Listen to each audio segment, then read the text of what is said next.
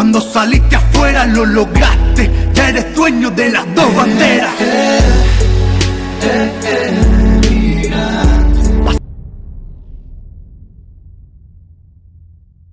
Bueno, Carlos Montaner definió a tu padre como el último de los mambises. ¿Cómo lo definirías tú? Mi padre tiene muchas facetas diferentes y yo me acuerdo cuando Carlos Alberto dijo eso.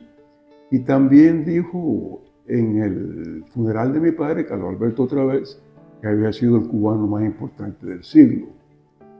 Yo defino a mi padre como un hombre que dedicó toda su vida, desde su juventud, a la causa de la libertad de Cuba. Cuando pienso en él, en vez de pensar en el guerrillero que fue muy legendario en la toma de Santiago de Cuba, o en el preso político histórico, vertical, plantado por 20 años, pienso más bien en un maestro. Yo creo que mi padre fue, más que nada, por entrenamiento y por vocación, un maestro, así como yo lo veo. Sí, su padre era un maestro, pero ¿cómo puede un maestro pasar a ser el guerrillero que su padre fue? Bueno, mi padre era un individuo excepcional, que se destacaba en cualquier cosa que hiciera, ¿no? Así que como un joven de su generación, como muchos, que cuando llegó el golpe de Estado de Fulgencio Batista se sintieron obligados a hacer algo para ver si regresaban a Cuba al proceso democrático, el proceso de progreso económico, de libertad. Empezó a cooperar con jóvenes de su generación. Yo lo recuerdo, ver las reuniones en mi casa. ¿Qué edad tenía usted en esa época? Yo tendría entonces como 8 o 9 años. Y veía las reuniones en mi casa entre personas de su círculo, de Manzanillo. ¿Qué ocurre? Que entra en escenario la guerrilla de Fidel Castro, el desembarco del Drama, y mi padre empieza a brindarle apoyo. Vivíamos en Yara, en las proximidades de la Sierra Maestra, y el apoyo que venía de lo que se le llamaba el Llano, de Frank País, de Santiago de Cuba, de otros lugares, para la guerrilla que estaba tratando de sobrevivir, pasaba por mi casa. Y en ese proceso, pues, mi padre lo descubre el ejército, lo detienen, él se escapa, busca asilo en Costa Rica. ¿Se fueron todos a Costa Rica, toda la familia? Primero él y después nos fuimos todos, uno por uno. Porque la familia estaba perseguida también. No era la dictadura de Batista tan feroz y remotamente como el sistema comunista, pero nos sentíamos perseguidos. O sea, a mi madre la arrestaron, se la llevaron. Bueno, hubo abusos y maltratos y amenazas. Y desde Costa Rica, pues mi padre quiere regresar a seguir, a apoyar. Fue cuando entró con las armas. Con las armas. Eso fue un hecho que impactó en el proceso revolucionario de ese momento, ¿no? Bastante. Tu padre se convirtió en una figura crucial allí, ¿no? Sí, impacto militar para la guerrilla crucial. Que por cierto, en este mismo salón donde estamos reunidos hoy, él me confesó en una ocasión, conversando, es un relato que no se me olvida, porque él se destaca en una batalla que duró muchos días, duró casi un mes, donde el capitán entonces, Hugo El Mato, con un grupo de guerrilleros, derrota al coronel Sánchez Mosquera, que venía a acabar con la guerrilla. Y aquí en esta oficina llegó años después, acá en el exilio, llegó un oficial de Sánchez Mosquera, de esa tropa. Y allí, en aquella mesa, lo felicitó. Usted sí era un hombre, usted era un héroe, usted nos derrotó, qué honor. Bueno. O sea, el oficial admiraba a su padre. Y mi padre, callado, sonreía y le dio las gracias, compatriota. No sé qué, pero casi no comentó. Y el hombre quería entrar en los detalles de aquellos combates que duraron muchos días. Y cuando el hombre, el señor, se fue, yo le digo a mi padre, viejo, ¿qué pasó? Este hombre te ha llenado de elogios, te ha admirado y tú casi le sonreía y eso, pero no quisiste entrar con él. Ya esos elogios no. Sí, y me dijo, hijo, es que todo salió tan torcido. Hubiera sido mejor haber fracasado allí. Qué fuerte eso, ¿no? Y que Cuba Sí. no estuviera pasando por lo que está pasando. Así que sí, él se convirtió en una figura importante en aquel proceso, que desgraciadamente fue traicionado. No solo él, sino tantos jóvenes que se sacrificaron. ¿Qué fue el suceso o la clave que creó la distancia entre Hugo Matos y Fidel Castro? Bueno, después del triunfo de la revolución, después del 1 de enero de 1959, en cuestión de pocos meses. Muy pocos meses. Fue uno de los que vio todo antes, ¿no? Bueno, en cuestión de semanas, empezaron a llegar. Mi padre tiene la jefatura militar del segundo distrito, en Camagüey. Es como su rango era comandante, pero se llama así como gobernador provincial en Camagüey, militar. Empiezan a llegar personajes comunistas, conocidos como comunistas oficiales, que los mandaban de La Habana para este cargo o aquel cargo. Y mi padre, pues, los echaba de allí, los regresaba. Y empezó a conversar con Fidel Castro el tema. Y Fidel utilizaba la táctica esta. Es el Che, es Raúl, que están coqueteando con el comunismo, están locos. Están locos, esa gente que se creen. Y bueno, ahí empezó su primera renuncia por el motivo del comunismo, es en julio del 59. Y Fidel Castro le hace una apelación: por favor, quédate, yo necesito hombres como tú. La revolución es una revolución humanista, no comunista. No comunista. ¿Tú crees que tú no tienes confianza en mí? Y ese cuento, y seguían los nombramientos de comunistas y mi padre sacándolos de Camagüey, y se convierte dentro de la fila del ejército rebelde en el foco donde otros oficiales y otra gente del gobierno vienen a ver a Huber, porque saben que Huber no solo está opuesto a la conspiración comunista, sino que se atreve a conversarlo con Fidel. Y bueno, llega un momento en que ya él se da cuenta que nada de esto que estaba ocurriendo podía ocurrir si no estaba dirigido por debajo, a las espaldas del pueblo. O sea, digamos que Fidel con ese cuento lo aguantó desde julio hasta octubre, que fue su segunda renuncia, ¿no? Octubre. Y en octubre la renuncia ya es irrevocable, ella enfrenta el tema del comunismo en su renuncia. Sí. He visto a Huber, bueno, unas entrevistas que vi antes de que muriera, decir que él asegura que a Camilo lo mataron, lo asesinaron. ¿Tú también piensas lo mismo? Lo aseguro yo, posiblemente más que él, o tanto como él, porque yo fui testigo con 13 años de edad de la entrada de Camilo al regimiento a arrestar a mi padre. Y vi, llevaban 2 o 3 o 4 horas en la radio amenazando que iban a entrar con el pueblo a arrastrar a los traidores de Camagüey, conjurados. Los traidores eran dirigidos por el traidor Hugo Matos, pero era una serie de insultos y de provocaciones, no solo a Hugo Matos, sino a la tropa que estaba en Camagüey. Mi padre se percata de lo que está pasando y manda a desarmar a la tropa y que se abran las entradas al regimiento de Camagüey, que entre el que quiera. Y después de varias horas yo estaba allí. Mi familia, mis hermanas, mi madre se fueron, a mí no me encontraban, yo había perdido, no me encontraban, no pudieron sacar, nos quedamos mi padre y yo. Yo estaba en el regimiento afuera, el regimiento es una ciudad militar grandísima, con calles y edificios.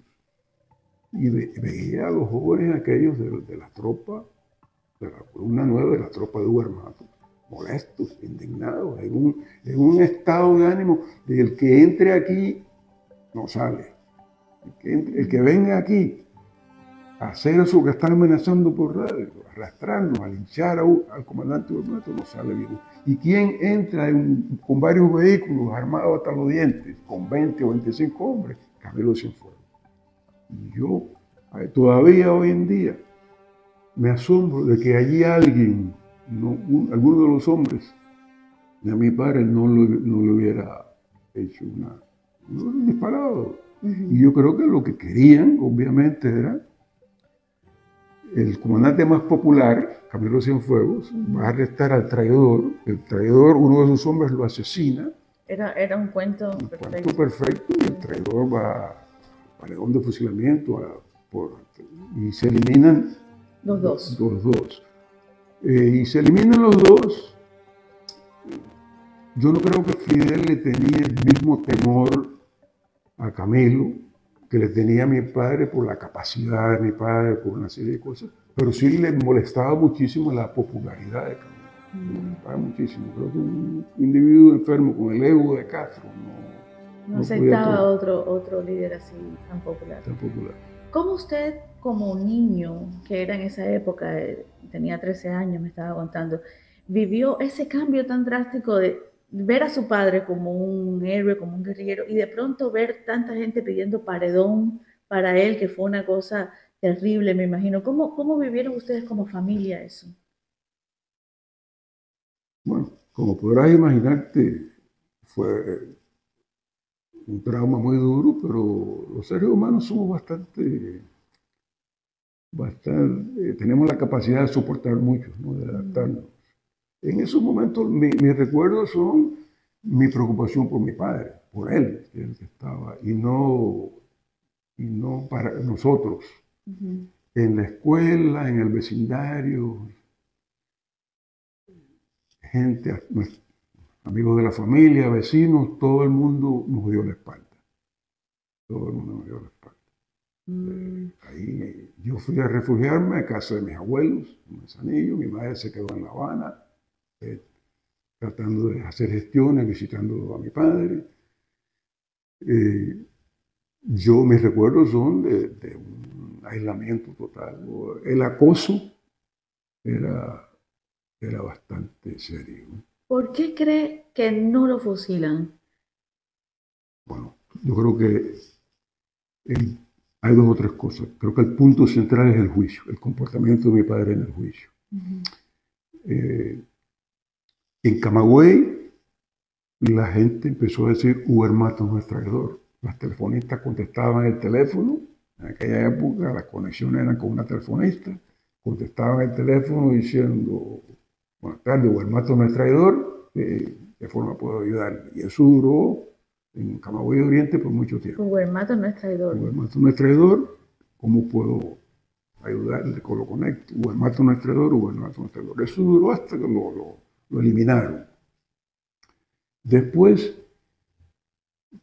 el arresto, la detención de mi padre, en el 21 de octubre, el juicio es un par de meses después, a finales de diciembre, mediados de diciembre.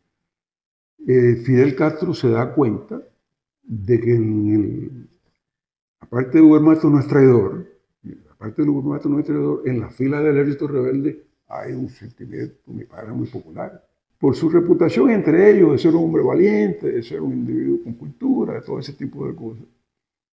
Pero ya la parte final que yo creo que Fidel se asusta, es que en el juicio, en el campamento militar de Colombia, traen como 2.000 o 3.000 oficiales del ejército, de la marina, de la fuerza aérea, para darle un escarmiento, para que vean cómo alguien que se atreva a cuestionar y a enfrentarse a Fidel Castro termina.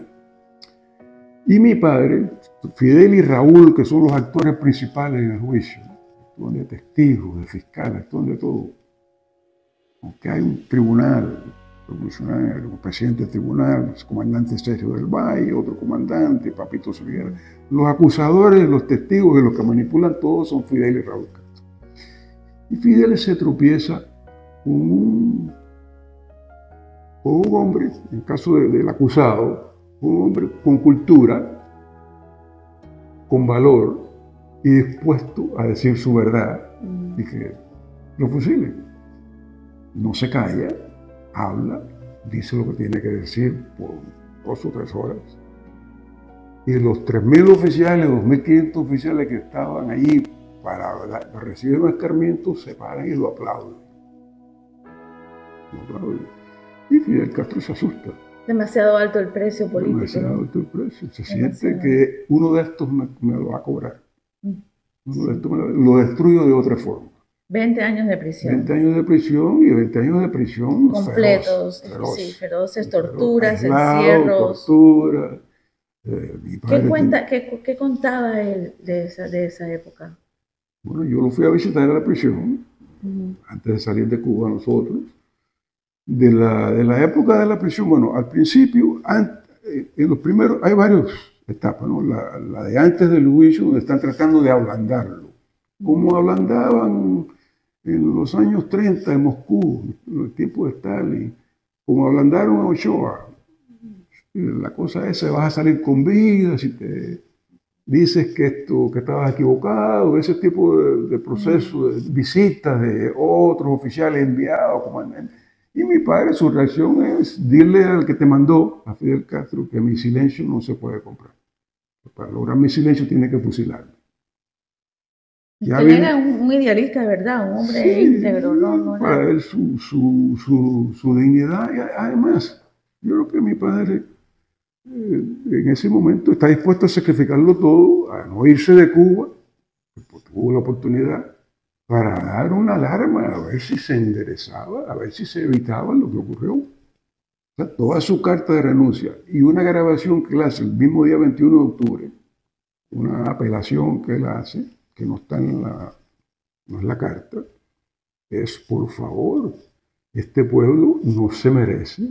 Claro, todavía ahí tenía una esperanza de que podía cambiar las cosas. De que podía hacer que otra gente reaccionara. El día antes de su renuncia, mi padre, iba a cumplir 13 años, estaba en sexto grado. Mi padre me dice, no va a la escuela hoy, va conmigo a La Habana. Y no se va en su avioneta militar, vamos los dos en un avión de Cubana de Aviación. Cubana a Camagüey.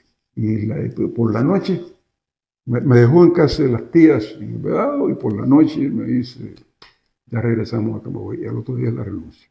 Yo me entero después, no en ese momento, que él fue a hacer la última apelación a Manolo Ray, a otros ministros, al propio Camilo. Vamos a tomar una acción conjunta, vamos a renunciar varias figuras de primera fila. Estaba buscando consenso. Para ver si el pueblo se da cuenta. Y toda esta gente que compartían con él la preocupación de la conspiración comunista, le dicen algo así como, no se atrevieron. No se puede hacer nada. Entonces dice, bueno, yo voy a dar el paso yo de la renuncia. La renuncia es con la esperanza de que haya una reacción y que Fidel Castro se vea obligado a no entregarle a Cuba el comunismo. Claro, ¿quién iba a imaginarse? Ni Hugo Hermás, pues nadie, que Castro iba a llevar a Cuba hasta donde la llevó. ¿Hasta dónde la llevó? La destrucción total. Esos 20 años que estuvo en prisión, hasta 1979, ¿verdad? Ese tiempo, ¿cómo lo cambió a él como ser humano? Yo diría que no lo cambió mucho. ¿No? Yo diría que no lo cambió mucho. Yo recuerdo sus cartas desde la prisión y recuerdo después, bueno, su salida y los 30 y pico de años que vivió acá. Él envejeció como es natural físicamente y en algunas cosas pues, adquirió más experiencia. Pero yo creo que el centro ese... Su esencia. Sí, su esencia, que fue formado por sus padres, por su mamá. Fue una maestra también como él que le inculcó los valores, la importancia de la patria, la obra de Martí, la obra de Maceo, de Agramonte. O sea, mi padre, eso que dijo Carlos Alberto, el último de los mambises, mi padre de verdad lo llevaba adentro. Cuando llega aquí a Miami, bueno, pudo vivir muchos años más, ¿no? Bueno, por suerte. cuál fue su trabajo? ¿Qué hizo él para seguir con este ideal? Hasta el último minuto de su vida estuvo activo en que el mundo conociera la realidad de Cuba. Hay que recordar que cuando él llega, el régimen está en una posición muy fuerte, tiene el apoyo de la Unión Soviética, tiene la prensa europea y la prensa americana en gran parte a su favor, han aceptado la propaganda, el régimen fue muy eficaz, no es el cuadro que tenemos hoy. Y mi padre usa su prestigio, su nombre, sus 20 años de cárcel, el hecho de que era un comandante de la revolución, o sea, que no se le podía acusar de batistiano, ni de agente de la CIA, ni de todo ese tipo de cosas que se utilizan para desacreditar al que protesta. Mi padre usa su prestigio para una campaña en América Latina, en Europa, donde quiera, explicando y con mucho éxito, diría yo, la realidad de Cuba, la traición del régimen, la traición de los dos Castro y de su pandilla. Y también, pues, aquí mismo se empezó la transmisión de La Voz del Cid, que transmitió por 17 años, 24 horas al día, haciendo un trabajo, un mensaje a Cuba de esperanza, de que hay salvación, de que Cuba va a ser libre, un mensaje directo a las Fuerzas Armadas. Algún día espero que llegue. Yo sé que llegó, pero bueno, sé que llegó porque me lo han dicho muchos de ellos, pero de que la responsabilidad de ellos es con el pueblo cubano, no con la dictadura. No con la dictadura. Y o sea, no descansó y creo que logró con la Organización Cuba Independiente y Democrática, con el CID, que está en Cuba hoy. Creo que su esfuerzo no fue en vano. Además, creo que triunfó, a pesar de ser un preso político que se pasó 20 años de torturas y de maltratos. Creo que el poder haber escrito su libro, que es una versión democrática de lo que fue la revolución, del engaño, de la traición, con su título Cómo llegó la noche, y haber podido hasta el último minuto mantenerse activo y que se viera ante el mundo quiénes eran de verdad los traidores. Creo que mi padre, cuando fallece a los 95 años de edad, puede decir: yo triunfé, estoy mejor que si hubiera logrado lo que Fidel quería, atraerlo y que fuera uno de la cúpula, de la mafia, y vivir como un privilegiado. Yo creo que su final, después de todo, fue mejor. Usted como hijo, que ha seguido también luchando a través de CID, ¿siente un compromiso por continuar este legado de su padre? Sí, un gran compromiso. Habemos muchos cubanos, no estoy hablando de mí, muchos cubanos que podrían haberse acomodado aquí en el exilio, dedicarnos a vivir de nuestro trabajo, de nuestros ahorros, y yo creo que para mí sería imposible darle la espalda a todo ese trabajo que él hizo y sabiendo que en Cuba hay gente joven, que cuando escuchan su nombre, porque es muy común, digan: mi tía me habló, mi abuelo me habló, su padre, Hugo Mato es el que tenía razón, Hugo Mato fue el traicionado, los traidores. Entonces, abandonar eso y no seguir luchando para que su sueño se realice, para mí sería imposible. Claro que sí. ¿Hay alguna frase ya en el ámbito de la familia, algo que usted recuerde en su vida cotidiana de su padre, alguna frase, alguna lección, algo que usted tenga siempre presente? Lo que yo tengo presente no es, bueno, al fallecer hay una frase, pero es una reflexión de lo que era él. Un hombre con una sonrisa siempre, una sonrisa afable. O sea, pasó todo lo que pasó y no tenía nada de amargura, nada de rencor, al contrario, era un individuo positivo, optimista, sonriente, amable. Y eso es lo que recuerdo. Bromeaba, tenía una facilidad tremenda a su avanzada edad de relacionarse con gente joven. Lo veía como se le acercaba. Tenía amigos jóvenes que lo venían a visitar aquí. Es su carácter sin amargura, su carácter, su personalidad nunca la pudieron matar. A estas alturas de la vida, que ya su padre falleció, ¿prefiere usted como hijo que su padre haya sido un preso por 20 años y no una figura de la dictadura? No, definitivamente. Ahí no hay duda. Creo que mi padre, en cierta forma, y aquí entra la figura de mi madre. Mi madre lo apoyaba y lo respaldó en todo. Y nosotros nos criamos con ese ejemplo, ¿no? Yo conocí otros familiares de presos plantados que se sentían que su padre los había dejado solos para perseguir su sueño de patriotismo. Conocí a algunos, pocos, pero los conocí. Mi familia, gracias a mi madre, estaba muy lejos de eso.